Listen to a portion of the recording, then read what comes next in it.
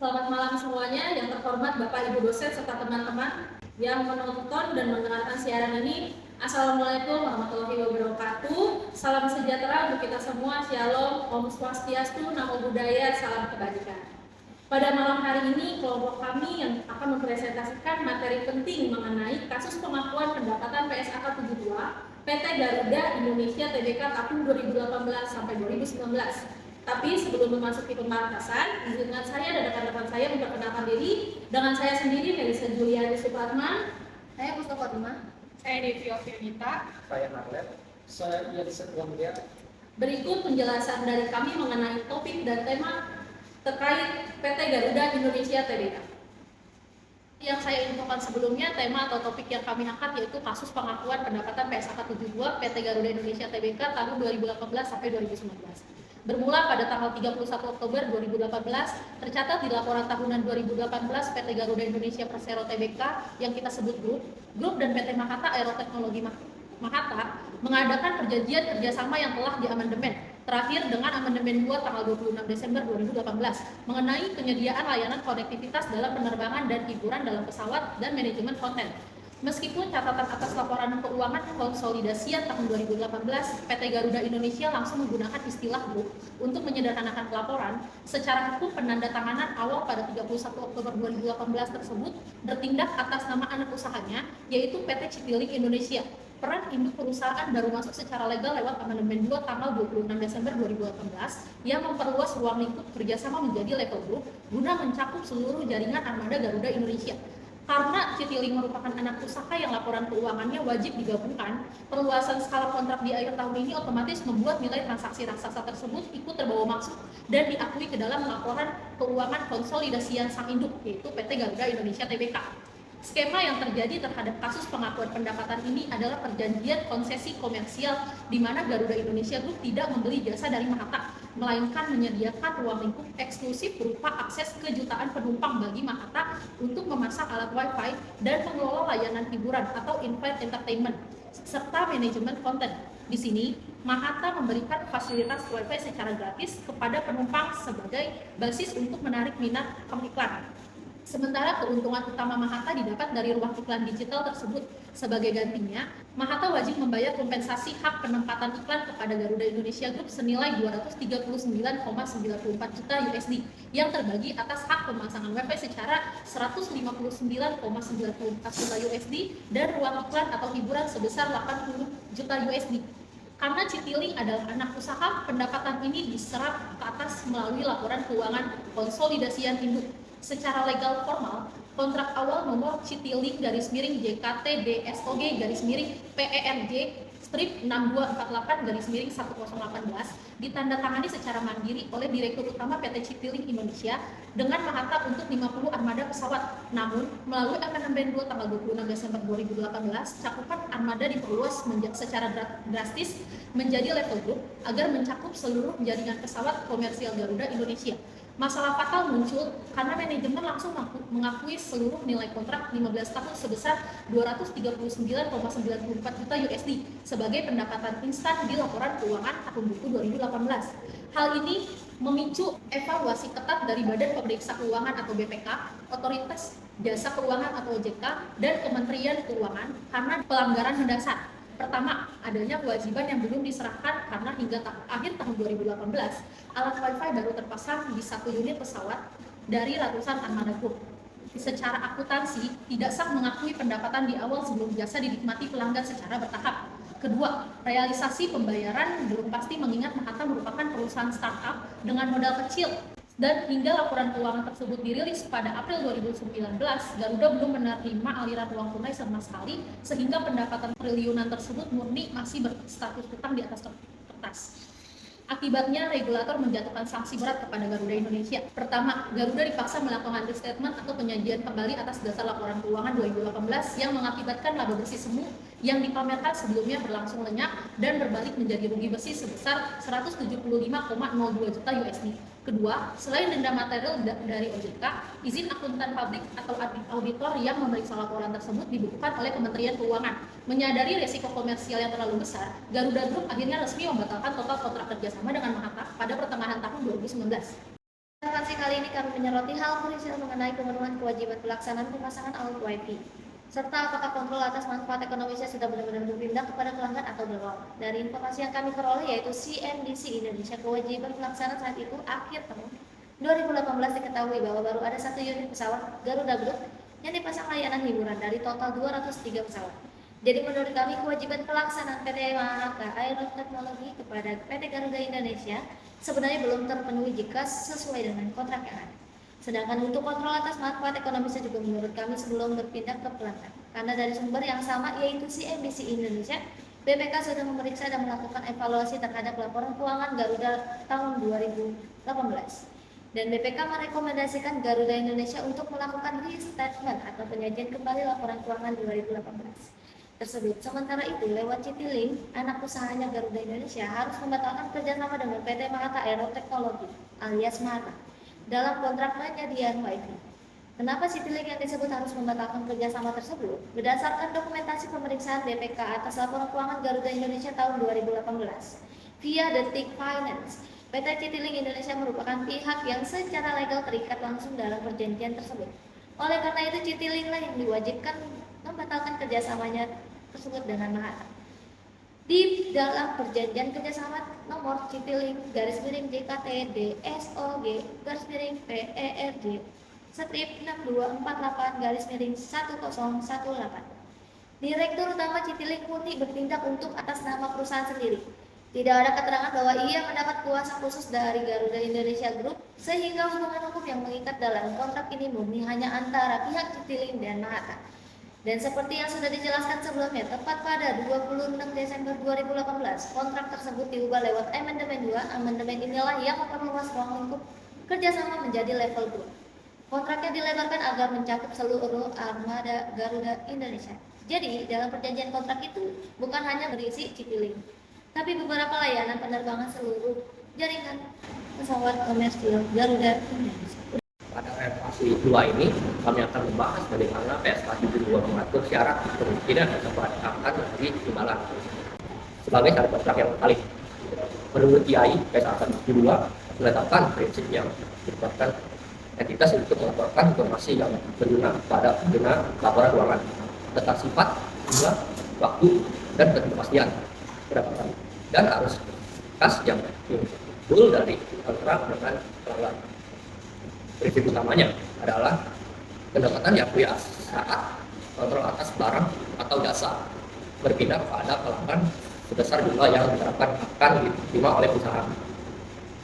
Untuk menentukan pengaturan pendapatan, pernyataan ini menyatakan entitas untuk melakukan entitas transaksi berdasarkan kontrak terlebih dahulu yang terdiri dari 5 langkah berikut. Salah satu, identifikasi kontrak dengan pelanggan. Kontrak bisa tertulis, lisan, atau tersirat dalam praktik bisnis. Yang kedua, identifikasi kewajiban pelaksanaan progres obligasi. Perusahaan harus menentukan janji apa saja yang dalam kontrak. Yang ketiga, menentukan harga transaksi. Harga transaksi adalah jumlah imbalan yang diharapkan dan yang akan menerima. Yang keempat, alokasi harga transaksi kewajiban pelaksanaan. Jika ada lebih satu kewajiban pelaksanaan, harga transaksi harus dialokasikan berdasarkan harga jual dari diri sendiri atau standard selling price. Kelima, pengakuan pendapatan saat kewajiban terpenuhi. Pendapatan diakui ketika perusahaan telah memenuhi syarat kewajiban pelaksanaan. Setelah menjabarkan latar belakang relevansinya, sekarang kita masuk ke bagian fokus pembahasan utama dari kasus ini. Poin kritikal yang menjadi sorotan utama kami di sini adalah mengenai kriteria probabilitas kolektibilitas dari transaksi tersebut. Berdasarkan standar akuntansi yang berlaku, khususnya PSAK 72, pendapatan dari sebuah kontrak sebenarnya hanya boleh diakui jika terdapat ketentuan kemungkinan besar bahwa imbalan atau pembayaran tersebut akan tertagih. Oleh karena itu, fokus kami di sini adalah menganalisis apakah saat kontrak kerjasama itu ditandatangani, PT Mahaka Aeroteknologi benar-benar memiliki kemampuan finansial yang konkret untuk membayar kewajiban kepada pihak Garuda Indonesia Group. Dari analisis yang bersumber dari berita CNBC Indonesia, PT Mahaka Aeroteknologi tidak memiliki kemampuan finansial untuk memenuhi perjanjian kerjasama yang telah disepakati. Tertulis di CNBC Indonesia, BEI menanyakan kepada manajemen GIAA, andai terjadi one prestasi, maka harta kekayaan MAT hanya menjadi jaminan. Namun, modal yang dimiliki MAT hanya sebesar 10 miliar rupiah, sedangkan nilai perjanjian mencapai 239,94 juta USD. Maka, modal Mahathir diestimasi tidak akan mampu memenuhi jaminan. Dan dalam keterbukaan informasi, pihak GIA menyatakan bahwa MAT memperoleh suntikan modal dari Well Vintage Enterprise FZE Dubai atau Well Vintage yang telah memfasilitasi proyek di banyak negara seperti Singapura, Uni Emirat Arab, Cina. Namun berdasarkan perhitungan konservatif, Mahathir baru mampu menghasilkan pendapatan sebesar 1,5 miliar US dollar dari modal bisnis mereka dalam jangka waktu 15 tahun. Masih dalam bagian fokus pembahasan, poin kedua yang sangat krusial untuk kita bedah adalah mengenai identifikasi kewajiban pelaksanaan atau performance obligation di dalam kontrak. Analisis kita di bagian ini diarahkan untuk menguji apakah kewajiban Garuda Indonesia sebenarnya murni hanya sebatas menyediakan ruang iklan saja, ataukah secara inheren mencakup proses pemasangan alat Wi-Fi hingga layanannya benar-benar aktif di pesawat. Pertimbangan akuntansi yang menjadi poin utamanya adalah jika alat-alat tersebut faktanya belum terpasang dan layanannya pun belum aktif beroperasi sepanjang tahun 2018. Apakah pendapatan raksasa tersebut secara standar PSAK sudah sah untuk diakui langsung di awal? Berdasarkan informasi yang kami peroleh dari Public Expose Incident Bill, kerjasama Garuda Indonesia Group bersama dengan Mahathir Aero Technology, terdapat beberapa kewajiban yang harus dipenuhi oleh Garuda Indonesia Group sebagaimana tercantum dalam slide presentasi tersebut, antara lain: pertama, ada menyediakan pesawat sesuai dengan Aircraft Lease Service atau yang disingkat dengan ALS. Yang kedua, pesawat dalam ALS dapat diganti dengan pesawat lainnya yang belum terpasang. Yang ketiga, memberitahukan kepada Mahathir secara tertulis apabila jangka waktu sewa pesawat terhubung habis sebelum berakhirnya jangka waktu atau pesawat terhubung sudah tidak beroperasi lagi. Yang keempat, bertanggung jawab atas segala kerusakan peralatan pelayanan konektivitas tersebut apabila diakibatkan oleh petugas Citylink dengan biaya Citylink. Yang kelima, turut serta memelihara dan menjaga agar seluruh peralatan pelayanan konektivitas milik Mahathir selalu dalam kondisi yang baik dan dapat dioperasikan dengan kondisi yang baik. Dan yang terakhir, memberikan usaha terbaik dalam membantu Mahathir mendapatkan perizinan yang diperlukan dalam kerjasama ini. Dalam PSAK 72 paragraf 31 mengatur bahwa suatu entitas harus mengakui pendapatan ketika atau selama entitas menyelesaikan kewajiban pelaksanaan pemenuhan janji dengan mengalihkan barang atau jasa yang dijanjikan kepada pelanggan. Pelanggan dianggap telah memperoleh pengendalian atas aset atau jasa tersebut. Jadi, dalam kasus Garuda Group dengan PT Mahathir Aero Technology, menurut analisis kami, meskipun kewajiban PT Garuda hanya menyediakan ruang atau akses pesawat, Mahathir belum memiliki kemampuan mengarahkan penggunaan dan memperoleh secara substansial seluruh sisa manfaat dari ruang tersebut. Tanpa adanya alat yang terpasang dan layanan yang aktif, ruang iklan dan hak konektivitas tersebut belum menjadi aset yang berfungsi secara ekonomis bagi Mahathir. Oleh karena itu, kendali manfaat ekonomi belum berpindah ke Garuda Group dan pendapatan pun belum boleh diakui. Selanjutnya kita masuk ke poin ketiga dalam fokus pembahasan, yaitu analisis point in time versus overtime terkait pengakuan waktu pendapatan. Di bagian ini kita akan membeda alasan mendasar mengapa manajemen Garuda Indonesia memilih untuk mengakui seluruh nilai transaksi sekaligus di depan secara murni atau menggunakan pendekatan point in time melalui perspektif standar akuntansi. Analisis kita akan menguji dan menjawab apakah untuk pendapatan jasa komersial jangka panjang seperti kontrak Mahathir ini, pengakuannya secara regulasi seharusnya wajib dicatat secara bertahap sepanjang masa kontrak berjalan atau secara overtime. Kalau menurut dari beberapa berita yang sudah kami baca, kami menarik beberapa kesimpulan. Kenapa manajemen Garuda mengakui sekaligus pendapatan di depan point in time, antara lain yang pertama yaitu adanya pernyataan terkait hak tagih tidak hilang walau kontrak putus. Dalam berita CNBC Indonesia yang kami baca dengan penulis kenapa Garuda Indonesia berani taken kontrak dengan Mahathir, berita tersebut Direktur Teknik dan Layanan Garuda Indonesia Iwan Joynarto menyatakan bahwa pihak Garuda tertaku bila kontrak tersebut berhenti di tengah jalan karena hak tagihnya tetap ada, yang berarti manajemen mengklaim bahwa kontrak tersebut memiliki dasar model bisnis yang sangat kuat sehingga mereka yakin hak tagih tidak akan hilang meskipun terjadi masalah operasional di tengah jalan. Yang kedua yaitu pernyataan mengenai standar akuntansi PSAK 23 yang sudah memenuhi kriteria.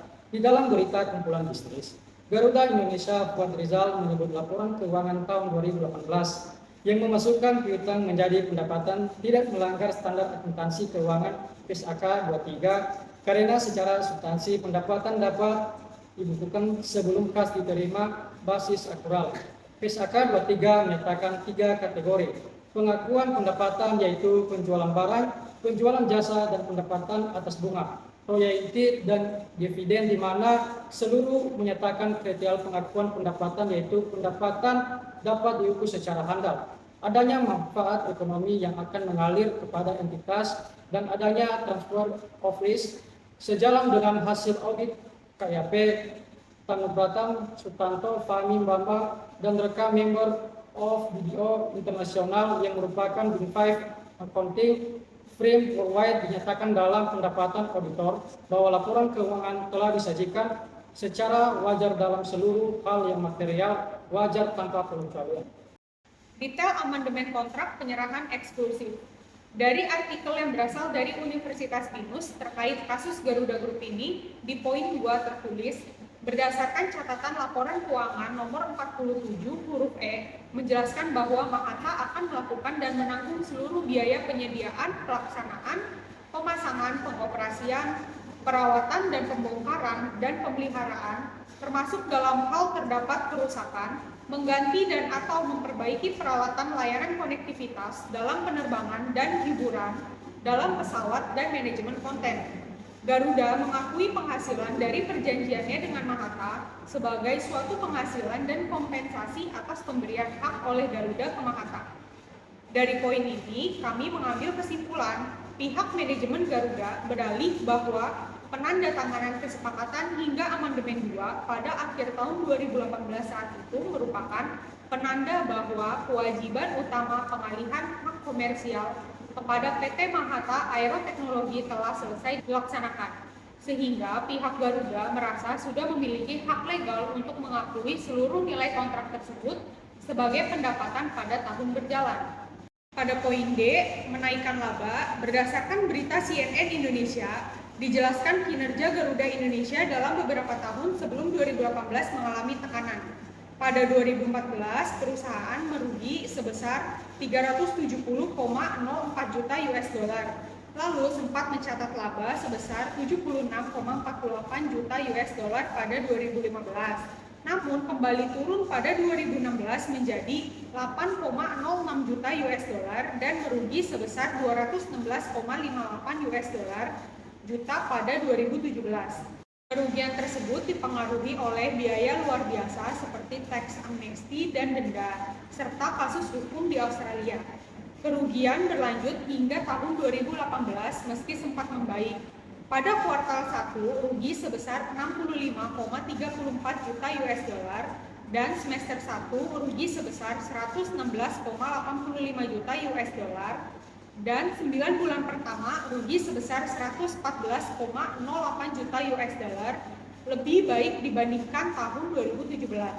Perbaikan ini didorong kenaikan pendapatan usaha sebesar 3,21% menjadi 3,21 miliar US dollar, terutama dari penerbangan berjadwal, tidak berjadwal, dan pendapatan lain.